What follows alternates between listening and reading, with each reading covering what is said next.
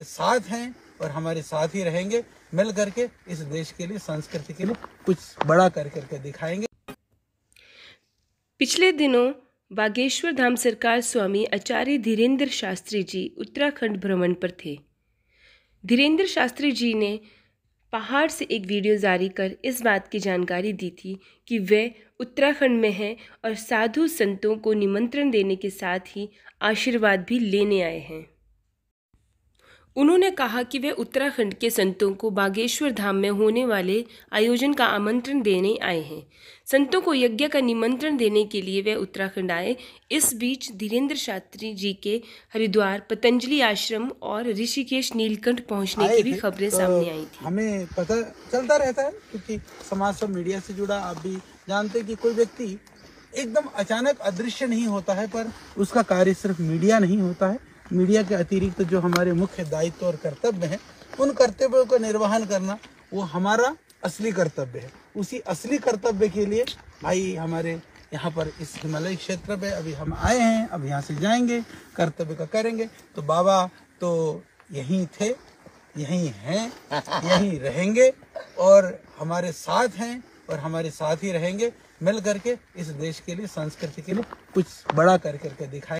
इसके बाद जब धीरेन्द्र शास्त्री की बागेश्वर जाने की खबरें भी सामने आ रही हैं। धीरेन्द्र शास्त्री जी ने कहा कि वे 13 फरवरी से 19 फरवरी तक मध्य प्रदेश के छतरपुर में 121 बेटियों के विवाह की तैयारी कर रहे हैं और इसीलिए संतों को यज्ञ का निमंत्रण देने के लिए वे उत्तराखंड आए हुए थे।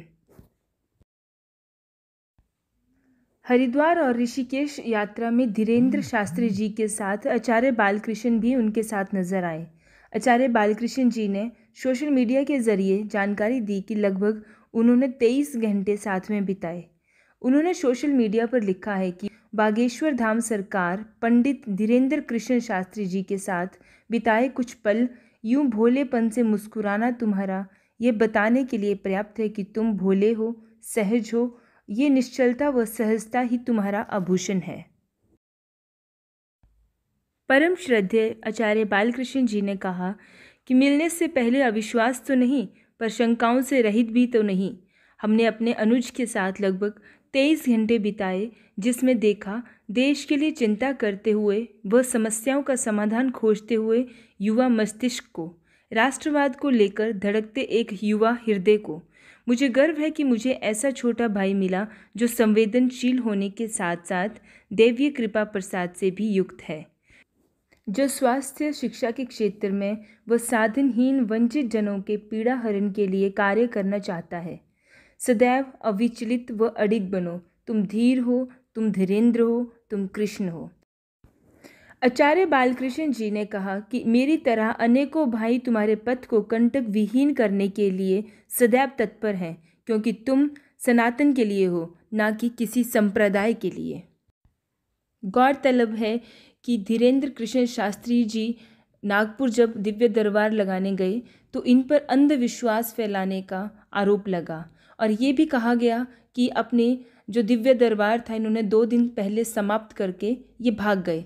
लेकिन इन्होंने रायपुर में दोबारा दिव्य दरबार लगा के खुला चैलेंज किया और पत्रकारों के एक एक सवाल का अपने ही अंदाज में जवाब दिया।